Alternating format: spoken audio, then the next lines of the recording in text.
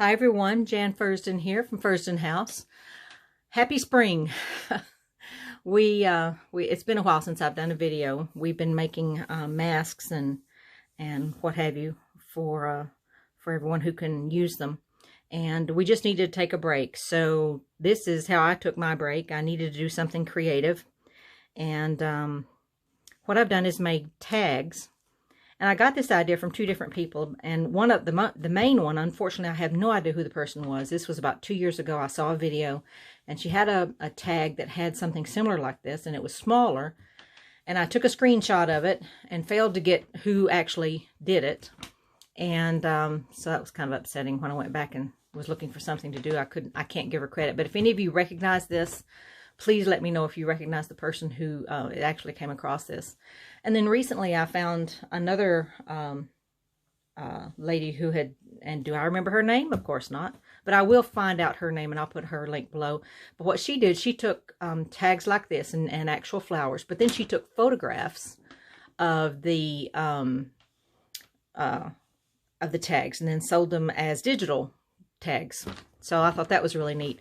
But I wanted to use up a lot of pressed flowers because I have a huge amount of them, and my presses are all full of flowers that need to come out. So I thought, right, I need to use up the ones that I've already done. They will be for sale on my Etsy shop. I'll put that link below. I wanted to just go, and hopefully this will be a quick video, but let me first just go over the dimensions.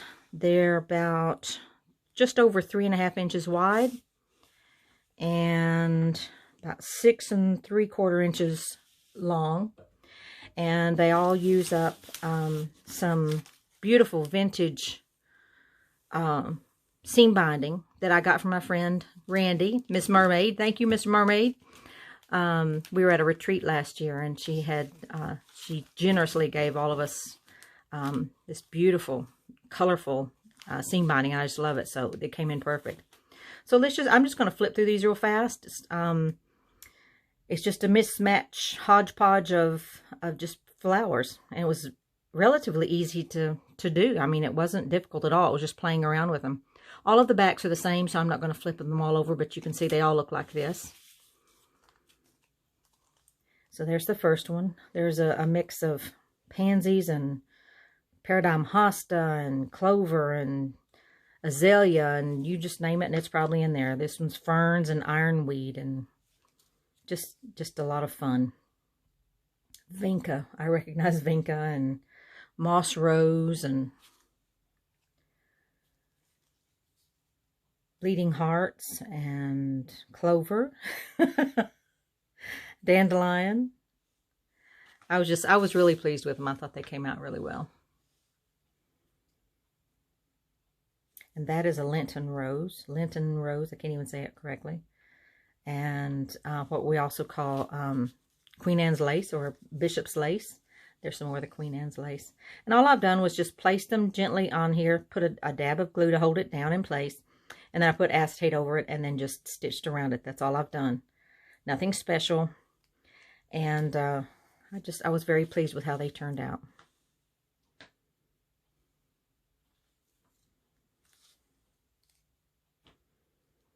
I think it also gave me a chance to get into spring some, because I needed something a little bit more uplifting. And this gave me a perfect opportunity to do it. Let me put those up there so you can actually see what you're looking at here.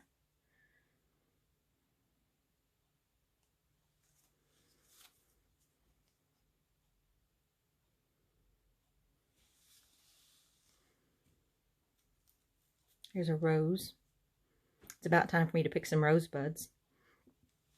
Rosebuds do the best. The full-blown roses, they're too, I don't know, it's like a blob almost when you press it, but the rosebuds come out beautifully. And as I'm learning different ways of doing this, discovering some flowers press well, some don't. Some don't press well at all, but if you put them in a book, like the old-fashioned way, and rather than using a press, but just put them between the pages of a book, they do better. They don't like the pressure of the press, I guess. I don't know. I'm not sure. But I'm discovering all kinds of cool stuff. There's one of the little rosebuds. That's Speedwell, and that's the passion flower. It's also known as mock apricot. It's much more beautiful before you press it, but it's so interesting after you press it that I just go ahead and do it anyway. There's another little tiny rosebud. They're so sweet. And the purple clover.